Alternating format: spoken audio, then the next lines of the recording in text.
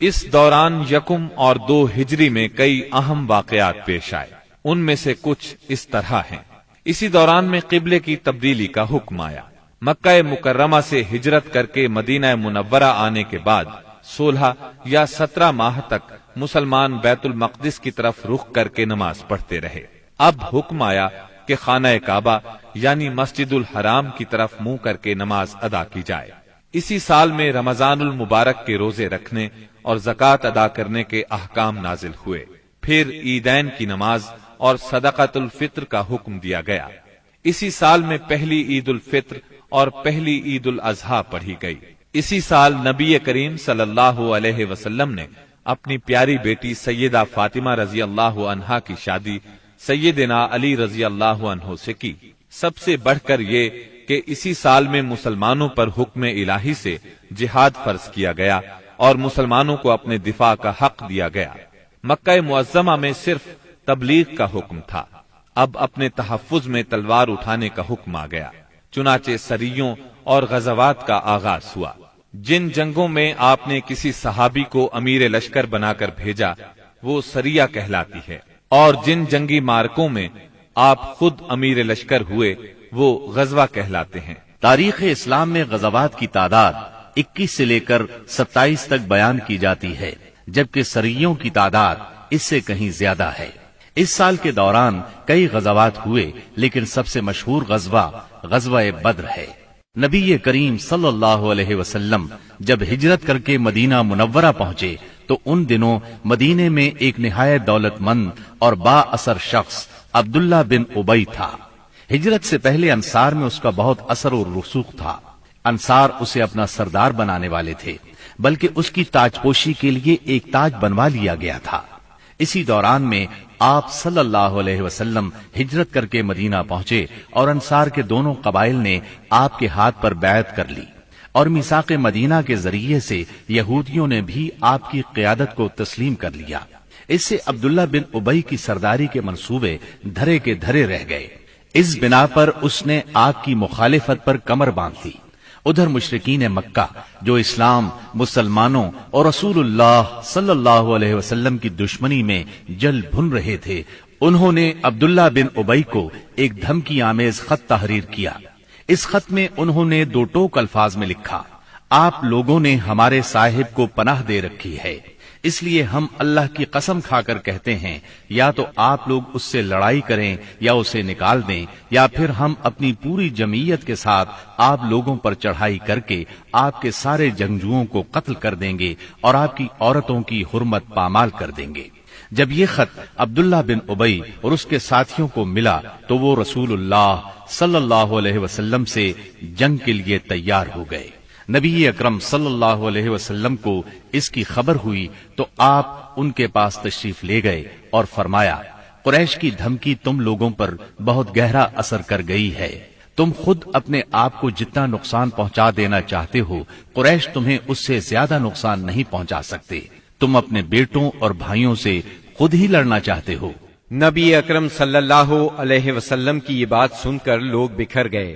اس وقت تو عبداللہ بن ابی جنگ کے ارادے سے باز آ گیا، کیونکہ اس کے ساتھی ڈھیلے پڑ گئے تھے یا بات ان کی سمجھ میں آ گئی تھی، لیکن حقیقت میں قریش کے ساتھ اس کے تعلقات خفیہ طور پر قائم رہے، کیونکہ مسلمانوں اور مشرکین کے درمیان شر اور فساد کا کوئی موقع وہ ہاتھ سے جانے نہیں دینا چاہتا تھا۔ پھر اس نے اپنے ساتھ یہود کو بھی ملا رکھا تھا تاکہ اس معاملے میں ان سے بھی مدد حاصل کرے، لیکن وہ تو نبی صلی اللہ علیہ وسلم کی حکمت تھی جو رہ رہ کر شر و فساد کی آگ کو بجھا دیتی تھی۔ مسلمانوں کی ہجرت اور مدینے میں ان کی کامیابی سے کفار مکہ بہت تل ملا رہے تھے اور مدینے پر چڑھائی کے بہانے ڈھونڈ رہے تھے۔ رسول اللہ صلی اللہ علیہ وسلم کے بڑھتے ہوئے اقتدار اور اسلام کی اشاعت نے مکہ میں ابو جہل اور ابو سفیان کو سخت بے چین کر دیا تھا۔ یہی کیفیت مدینے میں عبداللہ بن ابی کی تھی۔ اس نے قریش کے حوصلے بڑھائے اور انہیں یقین دہانی کرائی کہ اگر تم نے مدینے پر دھاوا بولا تو یہودی تمہارا ساتھ دیں گے۔ مسلمان جب سے مدینہ آئے تھے خطرات بڑھتے جا رہے تھے اور ان کے سروں پر منڈلا رہے تھے۔ یہی وجہ تھی کہ مسلمانوں نے راتوں کو جاگ جاگ کر مدینے کا پہرا دیا۔ ادھر قریش نے مدینے کو تباہ و برباد کرنے کا ارادہ کر لیا۔ اس غرض کے لیے انہوں نے کئی قبائل کو اپنا ہم نوا بنا لیا۔ چنانچہ جب نبی صلی اللہ علیہ وسلم کو خبر ہوئی تو آپ نے دو تدابیر اختیار کی۔ پہلی یہ کہ قریش کی شامی تجارت بند کر دی جائے تاکہ وہ مجبور ہو کر مدینے پر حملہ آور ہونے کا ارادہ ترک کر دیں۔ دوسرے یہ کہ مدینے کے آس پاس کے قبیلوں سے امن و امان کا معاہدہ کیا جائے تاکہ قریش جنگ مسلط کریں تو انہیں غیر جانبدار رکھا جا سکے۔ جب اللہ تعالی کی طرف سے جہاد اور قتال کی اجازت دی گئی تو رسول اللہ صلی اللہ علیہ وسلم نے کئی ایک سرایہ بھیجے اور غزوات میں حصہ لیا۔ ان کی مختصر تفصیل کچھ یوں ہے۔ اس سلسلے میں پہلا سریہ جو رسول اللہ صلی اللہ علیہ وسلم نے بھیجا وہ سریہ سیف البحر کہلاتا ہے۔ اسے آپ نے رمضان یکم ہجری بمطابق مارچ 623 عیسوی میں بھیجا اور اپنے چچا سیدنا حمزہ بن عبد المطلب رضی اللہ عنہ کو اس سریے کا امیر بنایا اور 30 مہاجرین کو ان کے زیر کمان شام سے آنے والے ایک قریشی قافلے کا پتہ لگانے کے لیے روانہ فرمایا۔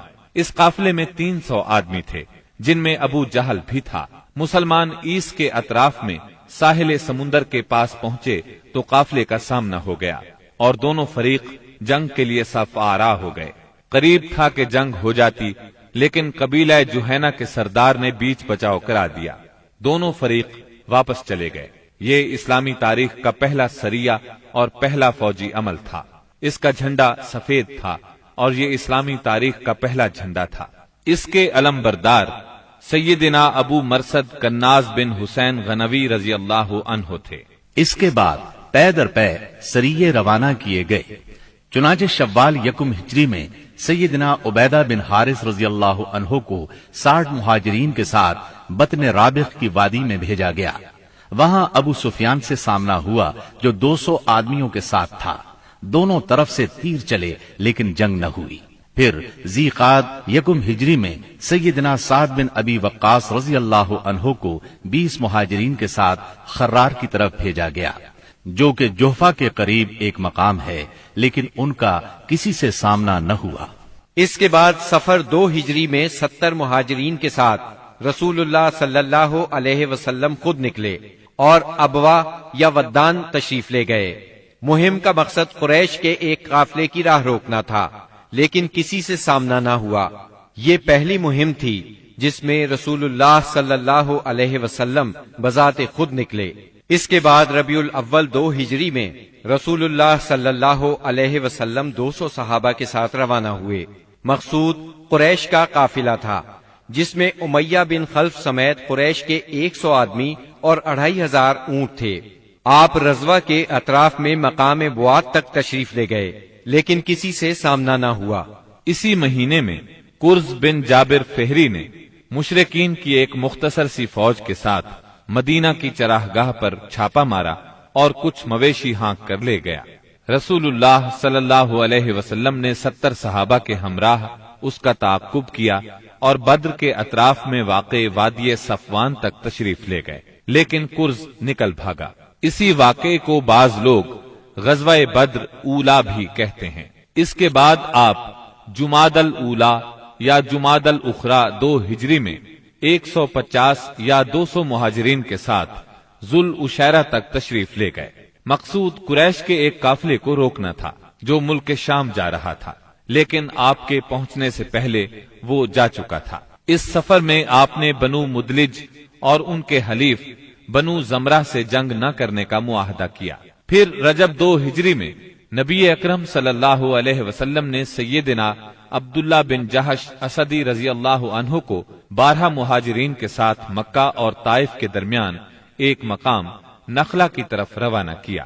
مقصد یہ تھا کہ وہ قریش کے ایک قافلے کی خبر لائیں، مگر ان لوگوں نے قافلے پر حملہ کر کے عمرو بن حضرمی کو قتل اور عبداللہ بن مغیرہ کے بیٹے عثمان اور مغیرہ کے غلام حکیم بن کیسان کو قید کر لیا اور قافلے کو ہانک لائے۔ ان کے ایسا کرنے پر آپ ان سے ناراض ہوئے، چنانچہ قیدیوں کو چھوڑ دیا گیا اور مقتول کا خون بہا ادا کیا گیا۔ یہ واقعہ رجب کی آخری تاریخ کو پیش آیا تھا، اس لیے مشرکین نے شور مچایا کہ مسلمانوں نے حرام مہینے کی حرمت پامال کر ڈالی۔ اس پر سورہ بقرہ کی آیت 217 نازل ہوئی۔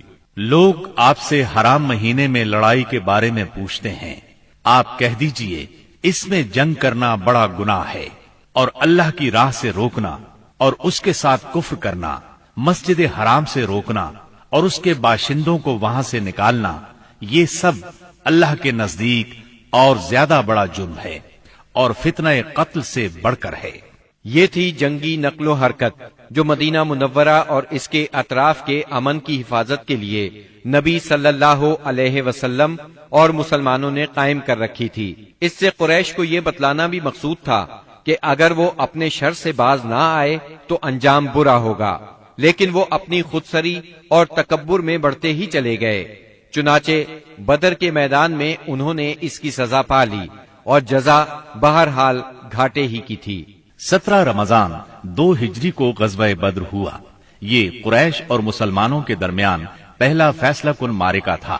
اس کا سبب یہ ہوا کہ رسول اللہ صلی اللہ علیہ وسلم جس قافلے کے لیے ذوالعشیرہ تک تشریف لے گئے تھے اور وہ بچ کر شام چلا گیا تھا، آپ صلی اللہ علیہ وسلم اس کی طاق میں تھے اور اس کی خبر لانے کے لیے آپ نے شام کے مقام ہورا تک طلحہ بن عبید اللہ اور سعید بن زید رضی اللہ عنہما کو بھیجا۔ چنانچہ جیسے ہی یہ قافلہ وہاں سے گزرا، انہوں نے فوراً مدینہ منورہ خبر پہنچائی۔ اس قافلے میں اہل مکہ کی بڑی دولت تھی، یعنی 1000 اونٹ جن پر کم از کم 262 کلو سونے کی مالیت کا سامان تھا، اور اس کی حفاظت کے لیے صرف 40 آدمی تھے۔ خبر ملتے ہی رسول اللہ صلی اللہ علیہ وسلم نے صحابہ کرام رضی اللہ عنہم کو نکلنے کی دعوت دی، تاہم نکلنا ضروری نہیں قرار دیا۔ چنانچہ اس دعوت پر 313، 314 یا 317 صحابہ نے لبیک کہا۔ ان میں 82 یا 83 یا پھر 86 مہاجرین تھے اور بقیہ انصار، اور پھر انصار میں سے 61 قبیلہ اوس سے تھے اور 170 قبیلہ خزرج سے تھے۔ انہوں نے مکمل تیاری بھی نہیں کی تھی۔ سواری میں صرف 2 گھوڑے، ایک سیدنا زبیر بن عوام اور دوسرا سیدنا مقداد بن اسود کندی کے پاس تھا، اور 70 اونٹ تھے۔ 8 یا 12 رمضان المبارک 2 ہجری کو یہ مختصر فوج لے کر رسول اللہ صلی اللہ علیہ وسلم مدینہ منورہ سے نکلے تو بدر منزل مقصود تھی۔ یہ مدینہ منورہ کے جنوب مغرب میں 155 کلومیٹر کے فاصلے پر واقع ہے۔ اسے ہر طرف سے بلند پہاڑوں نے گھیر رکھا ہے، زیادہ حصہ ریتلا ہے۔ ساحل سمندر یہاں سے قریباً 10 میل کے فاصلے پر ہے۔ یہاں پانی کا ایک چشمہ ہے اور ارد گرد باغات موجود ہیں۔ اس قافلے کے سالار ابو سفیان تھے، جو بہت ہوشیار اور چوکنے آدمی تھے۔ ہر آنے جانے والے سے مسلمانوں کی نقل و حرکت کے بارے میں معلوم کرتے رہتے تھے۔ ابھی وہ بدر سے کافی دور تھے کہ انہیں مسلمانوں کے نکلنے کا علم ہو گیا۔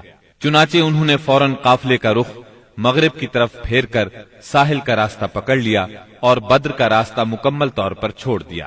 ساتھ ہی زمزم بن عمرو غفاری کو اجرت دے کر مکہ بھیجا کہ جس قدر جلد ممکن ہو انہیں مسلمانوں کے نکلنے کی اطلاع دے دیں۔ اس نے خبر پہنچائی تو اہل مکہ نہایت تیزی سے تیار ہوئے اور سب کے سب نکلے۔ ابو لہب کے سوا بڑوں میں سے کوئی پیچھے نہ رہا۔ آس پاس کے قبائل کے لوگ بھی ساتھ لے لیے۔ جب یہ لشکر مقام جحفہ پر پہنچا تو ابو سفیان کا پیغام ملا۔ اس میں اس نے اپنے بچ نکلنے کی اطلاع دی تھی اور یہ مطالبہ کیا تھا کہ مکہ واپس پلٹ جائیں۔ چنانچہ لوگوں نے واپسی کا ارادہ کر لیا، مگر ابو جہل نے اپنے تکبر اور اکڑ کی وجہ سے واپس جانے سے انکار کر دیا۔ قریش کی فوج میں 1000 آدمی تھے، جن کے پاس 100 گھوڑے اور 600 زرہیں تھی اور اونٹ کثرت سے تھے۔ ایک طرف انہیں اپنی کثرت پر ناز اور ساز و سامان پر فخر تھا، تو دوسری طرف نبی کریم صلی اللہ علیہ وسلم عز و انکسار سے اللہ کی بارگاہ میں ہاتھ پھیلائے دعا کر رہے تھے۔ آپ کی دعا کے الفاظ یہ تھے: اے باری تعالی، اگر مسلمانوں کی یہ مٹھی بھر جماعت ہلاک ہو گئی تو روئے زمین پر کبھی تیری عبادت نہ کی جائے گی۔ اے اللہ، اگر تو چاہے تو آج کے بعد کبھی تیری عبادت نہ کی جائے۔ آپ نے خوب تضرع اور خلوص سے دعا کی، یہاں تک کہ آپ کی چادر آپ کے کندھوں سے گر گئی۔ سیدنا ابو بکر رضی اللہ عنہ نے چادر درست کی اور عرض کیا، اے اللہ کے رسول بس کریں۔ آپ نے اپنے رب سے جی بھر کے دعا فرما لی۔ دونوں لشکر آمنے سامنے آئے تو سب سے پہلے مشرکین میں سے بہترین سالار عتبہ، شیبہ اور ولید بن عتبہ میدان میں نکلے۔ عتبہ اور شیبہ ربیہ کے بیٹے تھے۔ انہوں نے للکار کر کہا، آؤ تم میں سے کون ہمارے مقابلے پر آتا ہے۔ مقابلے کے لیے انصار کے 3 جوان نکلے، ایک اوف، دوسرے معوذ، یہ دونوں حارث کے بیٹے تھے، تیسرے عبداللہ بن رواحہ رضی اللہ عنہم۔ قریشیوں نے کہا، تم کون لوگ ہو؟ انہوں نے کہا، ہم انصار کی ایک جماعت ہیں۔ قریشیوں نے کہا، آپ لوگ شریف مد مقابل ہیں، لیکن ہمیں آپ سے سروکار نہیں، ہم تو اپنے چچیرے بھائیوں کو چاہتے ہیں۔ پھر ان کے منادی نے آواز لگائی، محمد ہمارے پاس ہماری قوم کے ہمسروں کو بھیجو۔ رسول اللہ صلی اللہ علیہ وسلم نے فرمایا، عبیدہ بن حارث اٹھو، حمزہ اٹھو، علی اٹھو۔ جب یہ لوگ اٹھے اور قریشیوں کے قریب پہنچے تو انہوں نے پوچھا، آپ کون لوگ ہیں؟ انہوں نے اپنا تعارف کرایا۔ قریشیوں نے کہا، آپ لوگ شریف مد مقابل ہیں۔ اس کے بعد معرکہ آرائی ہوئی۔ سیدنا عبیدہ بن حارث نے عتبہ بن ربیہ سے مقابلہ کیا، سیدنا حمزہ نے شیبہ سے اور سیدنا علی نے ولید سے۔ سیدنا حمزہ اور سیدنا علی نے اپنے اپنے مد مقابل کو جھٹ مار لیا، لیکن عبیدہ بن حارث اور ان کے مد مقابل کے درمیان ایک ایک وار کا تبادلہ ہوا اور دونوں میں سے ہر ایک نے دوسرے کو گہرا زخم لگایا۔ اتنے میں سیدنا علی اور سیدنا حمزہ اپنے اپنے شکار سے فارغ ہو کر آ گئے۔ آتے ہی عتبہ پر ٹوٹ پڑے، اس کا کام تمام کیا اور سیدنا عبیدہ کو اٹھا لائے۔ ان کا پاؤں کٹ گیا تھا اور آواز بند ہو گئی تھی، جو مسلسل بند ہی رہی، یہاں تک کہ جنگ کے 4 یا 5ویں دن جب مسلمان مدینے سے واپس ہوتے ہوئے وادی صفرا سے گزر رہے تھے، ان کا انتقال ہو گیا۔ مبارزت کا نتیجہ مشرکین کے لیے برا ثابت ہوا، چنانچہ وہ غصے سے بے قابو ہو کر مسلمانوں کی صفوں میں تندی کے ساتھ ٹوٹ پڑے، گھمسان کا رن پڑا اور کشتوں کے پشتے لگ گئے۔ اس سے مشرکین کی صفوں میں اضطراب کی لہر دوڑ گئی۔ طاغوت اکبر ابو جہل ملعون نے اپنی صفوں میں اضطراب کی ابتدائی لہر دیکھی تو چاہا کہ اس سیلاب کے سامنے ڈٹ جائے، چنانچہ وہ اپنے لشکر کو للکارتا ہوا تکبر کے ساتھ کہنے لگا، لات و عزا کی قسم، ہم اس وقت تک واپس نہیں ہوں گے جب تک انہیں رسیوں میں نہ جکڑ لیں۔ دیکھو تمہارا کوئی آدمی ان کے کسی آدمی کو قتل نہ کرے، بلکہ انہیں پکڑو اور گرفتار کرو تاکہ ہم ان کو اس حرکت کا مزہ چکھائیں۔ لیکن اسے اس غرور کی حقیقت کا بہت جلد پتہ لگ گیا، کیونکہ چند ہی لمحے بعد مسلمانوں کے حملے کی تندی کے سامنے مشرکین کی صفیں پھٹنا شروع ہو گئیں۔ البتہ ابو جہل اب بھی اپنے گرد مشرکین کا ایک غول لیے جمع ہوا تھا۔ اس غول نے ابو جہل کے چاروں طرف تلواروں کی باڑھ اور نیزوں کا ایک جنگل قائم کر رکھا تھا، لیکن غیرت مند مسلمانوں کے اسلامی ہجوم کی آندھی نے اس باڑھ کو بھی بکھیر دیا اور اس جنگل کو بھی اکھیڑ دیا۔ اس کے بعد یہ طاغوت اکبر دکھائی پڑا۔ مسلمانوں نے دیکھا کہ وہ ایک گھوڑے پر چکر کاٹ رہا ہے، ادھر اس کی موت 2 انصاری جوانوں کے ہاتھوں اس کا خون چوسنے کی منتظر تھی۔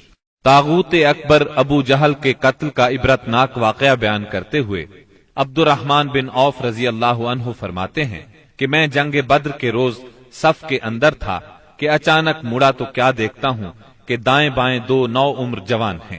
گویا ان کی موجودگی سے میں حیران ہو گیا کہ اتنے میں ایک نے اپنے ساتھی سے چھپا کر مجھ سے کہا، چچا جان مجھے ابو جہل کو دکھلا دیجیے۔ میں نے کہا، بھتیجے تم اسے کیا کرو گے؟ اس نے کہا، مجھے بتایا گیا ہے کہ وہ رسول اللہ صلی اللہ علیہ وسلم کو گالی دیتا ہے۔ اس ذات کی قسم جس کے ہاتھ میں میری جان ہے، اگر میں نے اس کو دیکھ لیا تو میرا وجود اس کے وجود سے الگ نہ ہوگا، یہاں تک کہ ہم میں سے جس کی موت پہلے لکھی ہے وہ مر جائے۔ وہ کہتے ہیں مجھے اس پر تعجب ہوا۔ اتنے میں دوسرے نوعمر نوجوان نے مجھے اشارے سے متوجہ کر کے یہی بات کہی۔ ان کا بیان ہے کہ میں نے چند ہی لمحوں بعد دیکھا کہ ابو جہل لوگوں کے درمیان چکر کاٹ رہا ہے۔ میں نے کہا، ارے دیکھتے نہیں، یہ رہا تم دونوں کا شکار جس کے بارے میں تم مجھ سے پوچھ رہے تھے۔ فرماتے ہیں کہ یہ سنتے ہی وہ دونوں شاہین اپنی تلواریں لیے جھپٹ پڑے اور اسے مار کر قتل کر دیا۔ پھر پلٹ کر رسول اللہ صلی اللہ علیہ وسلم کے پاس آئے. آپ نے فرمایا تم میں سے کس نے قتل کیا ہے؟ دونوں نے کہا میں نے قتل کیا ہے. آپ نے دونوں کی تلواریں دیکھیں اور فرمایا تم دونوں نے قتل کیا ہے. البتہ ابو جہل کا سامان معاذ بن عمرو بن جموح کو دیا. دونوں حملہ آوروں کا نام معاذ بن عمرو بن جموح اور معاذ بن افرا ہے. سیرت نگار ابن اسحاق کا بیان ہے کہ معاذ بن عمرو بن جموح نے کہا کہ میں نے مشرکین کو سنا وہ ابو جہل کے بارے میں کہہ رہے تھے ابو الحکم تک کسی کی رسائی نہ ہو.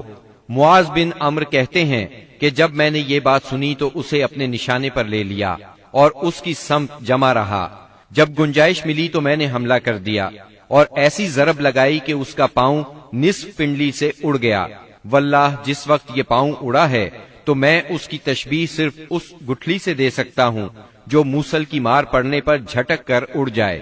کہتے ہیں کہ ادھر میں نے ابو جہل کو مارا اور ادھر اس کے بیٹے اکرما نے میرے کندھے پر تلوار چلائی جس سے میرا ہاتھ کٹ کر میرے بازو کے چمڑے سے لٹک گیا اور لڑائی میں مخل ہونے لگا.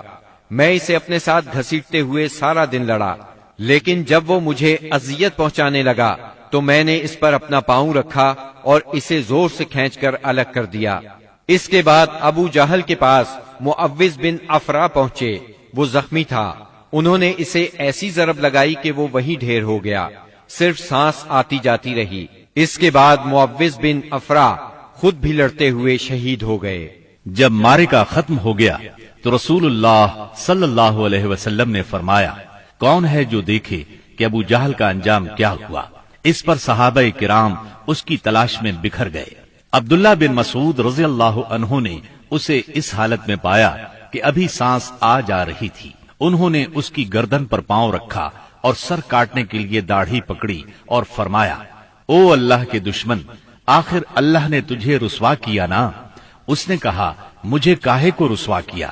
کیا جس شخص کو تم لوگوں نے قتل کیا ہے اس سے بھی بلند پایا کوئی آدمی ہے؟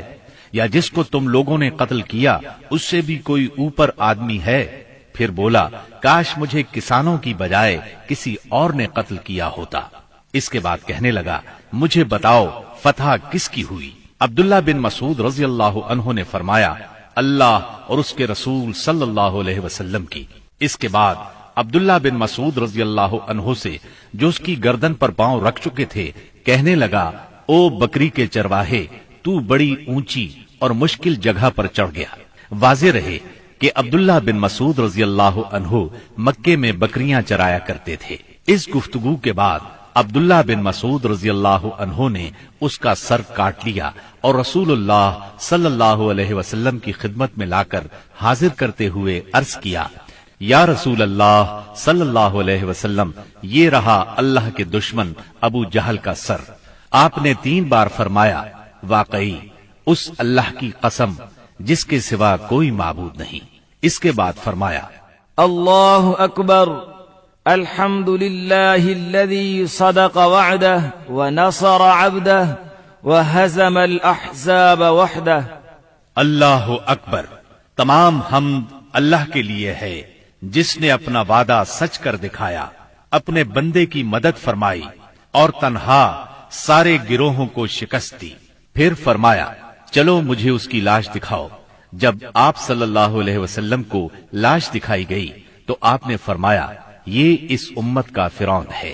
معاذ بن عمرو اور معوذ بن افرا کے ایمان افروز کارناموں کا ذکر ہو چکا ہے. حقیقت یہ ہے کہ اس معرکے میں قدم قدم پر ایمان کے ایسے تابناک نقوش پیش آئے جن میں عقیدت کی قوت اور اصول کی پختگی نمایاں اور جلوگر تھی. اس معرکے میں باپ اور بیٹے میں، بھائی اور بھائی میں صف آرائی ہوئی.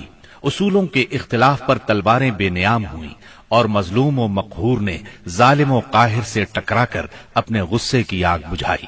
ابن عباس رضی اللہ عنہ سے روایت ہے کہ نبی صلی اللہ علیہ وسلم نے صحابہ کرام سے فرمایا مجھے معلوم ہے کہ بنو ہاشم وغیرہ کے کچھ لوگ زبردستی میدان جنگ میں لائے گئے ہیں.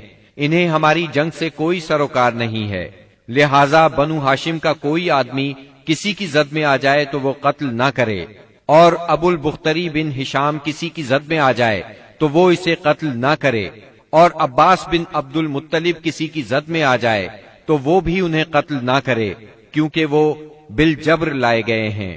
اس پر عتبہ کے صاحبزادے ابو حذیفہ رضی اللہ عنہ نے کہا، کیا ہم اپنے باپ بیٹوں، بھائیوں اور کنبے قبیلے کے لوگوں کو قتل کریں گے اور عباس کو چھوڑ دیں گے؟ اللہ کی قسم، اگر اس سے میری مٹ بھیڑ ہو گئی تو میں اسے تلوار کی لگام پہنا دوں گا۔ یہ خبر رسول اللہ صلی اللہ علیہ وسلم کو پہنچی تو آپ نے عمر بن خطاب رضی اللہ عنہ سے فرمایا، کیا رسول اللہ صلی اللہ علیہ وسلم کے چچا کے چہرے پر تلوار ماری جائے گی؟ عمر رضی اللہ عنہ نے کہا، یا رسول اللہ، مجھے چھوڑیے، میں تلوار سے اس شخص کی گردن اڑا دوں، کیونکہ اللہ کی قسم یہ شخص منافق ہو گیا ہے۔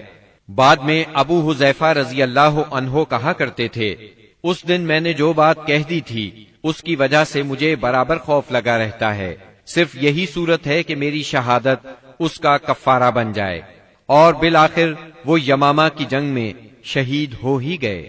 ابو البختری کو قتل کرنے سے اس لیے منع کیا گیا تھا کہ مکے میں یہ شخص سب سے زیادہ رسول اللہ صلی اللہ علیہ وسلم کی ایذا رسانی سے اپنا ہاتھ روکے ہوئے تھا، آپ کو کسی قسم کی تکلیف نہ پہنچاتا تھا اور نہ اس کی طرف سے کوئی ناگوار بات سننے میں آتی تھی، اور یہ ان لوگوں میں سے تھا جنہوں نے بنی ہاشم اور بنی مطلب کے بائیکاٹ کا صحیفہ چاک کیا تھا۔ لیکن ان سب کے باوجود ابو البختری کو قتل کر دیا گیا۔ ہوا یہ کہ مجزر بن زیاد سے اس کی مد بھیڑ ہو گئی، اس کے ساتھ اس کا ایک اور ساتھی بھی تھا، دونوں ساتھ ساتھ لڑ رہے تھے۔ مجزر نے کہا، ابو البختری، رسول اللہ صلی اللہ علیہ وسلم نے ہمیں آپ کو قتل کرنے سے منع کیا ہے۔